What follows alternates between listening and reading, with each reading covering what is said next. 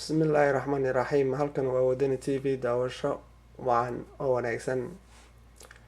waxa aa gacanta ku haysaan baarlamaanka cusub waa kitaabkii qur-aanka kariimka ahaa oo aa ku dhaaranaysaan cadaalada iyo isnaanta iyo qaranka soomaaliyeed. inaad ka been sheegtaan oo ka khiyaantaanna malaha. oo maalinkii iftiinkii yaraa ee xornimada banaanka ugu soo bixiseen shacabka soomaaliyeed ee qaranka ah ee inaga filaya haddana inaad qoraxda banaanka ah keentaan oo qarankiina banaanka ah u keentaan. waxaan rabaa marka inaan halkan idinku soo hambalyeeyo doorashadii hore oo guul ahayd, haddana midan ha noqoto midii aad kusoo gabagabayseen.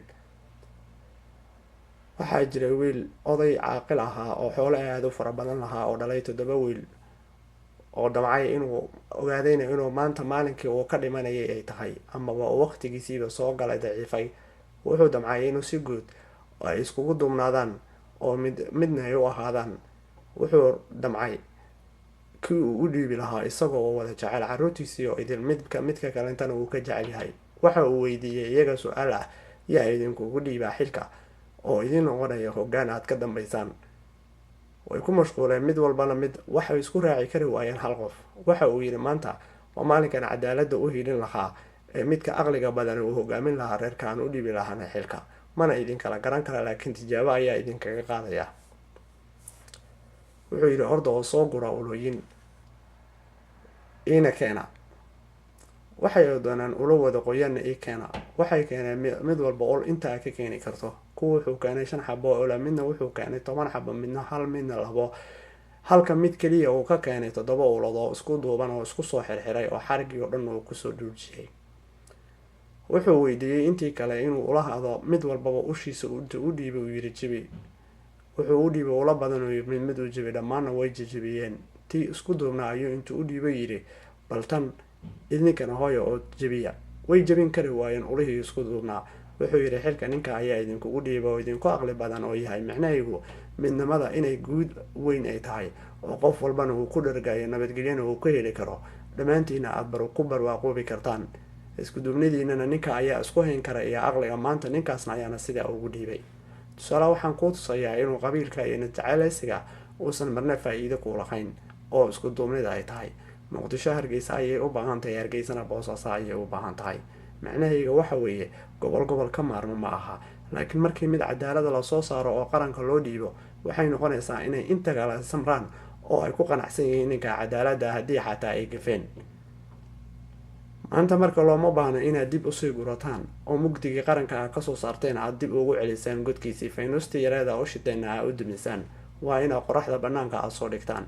micnahayga waxa weeye halkan intaas oo dhan ka bixi karo ninka madaxweynaha ah ee la dooranayana ma aha madaxweynayaashii hore oo kale. tani waa dowlad dhaba oo micnahayga waxa weeye turanturooyin fara badan oo siyaasadihii cadowgii hore ay heegeen 20 sano ah ayaa sugaya oo wadooyin wada masaabiira oo wada jalfis ah oo ay tahay mid qabiileed iyo mid shaqsiyeed iyo mid daneed oo hortaagan oo intaas oo dhan loo baahan yahay in la turxaan bixiyo oo mar caafimaad guud uu kasoo saaro oo wada heshiisiiyo. wax kale wuxuu u baahan yahay isteedyadan magacyada la kala baxay xataa mar kale ay noqdaan qaran guud oo lagu soo keenayo dalkoodii inay mahantiyaan oo ay noqdaan goboladii caadiga ahaa. waxa u yaalla waa shaqo aada u culus. waxaa kasoo bixi kara nin intaasoo dhani aanan ma aragtay ka gelinta kale. haddaba ninka kasoo bixi karo intaasoo isu keeni karana waa ninkani ila eega. waa professor axmed ismaaciil samatar. waayo waa nin dhinaca waqooyina jiri karo oo waqooyi ay noqon karto inay mar kale soomaaliya qarannimadii dib ugu soo laabtaan oo qaran guud ay yihiin. inta ay ku dowladii hadda la doortay ay shariif ma aysan dhaafsanayn muqdisho. haddii mid kaleoo qabiili ahna loo doortana sidaa ayay noqonaysaa. ninkani waa nin aqoonteedii iyo siyaasadeedii leh. waa nin aqoontii PhD holder ka wato cilmiga siyaasadda iyo dhaqaalaha oo buugaag hore oo aqoontiisana loogu sii magacdaray inuu qorsheyn kara ama maareyn kara siyaasadaha adduunka. waa nin u qalma madaxweyne adduun. ma aha mid kaliya oo qaran uguda madaxweyne Africa. ma aha ninkani maskaxda saaran waxa weeye madaxweyne adduunka inuu noqon karo. waa inaan ka faa'iidaysanaa oo ay tahay in Soomaaliya maanta ninka turxaan bixin karo ama ka saari kara dhibka inuu isaga yahay. baarlamaanka waxaan farta ugu fiiqayaa mar kale inay xagga wax kale iska dhigaan noqdaan wiilkii 7 oolood aabihii ka fiiriyey oo aa fiirisaan bay ninkan waxa uu ka hadlayo iyo musharaxiinta kale waxa ay ka hadlayso, taasina aad xaqa iyo cadaaladda iyo kitaabkii qur-aanka aa marteen aad ku fulisaan sharcigeedii. waxaana inoo dooranaynaa bisha 10 hadduu ilaahay yidhaahdo waa Professor Axmed Ismaaciil Samatar oo noqdo mar kale madaxweynaha cusub ee Jamhuuriyadda Dimuqraadiga Soomaaliya. waa mahadsantiin. wasalaamu calaykum waraxmatullaahi wabarakaatuh.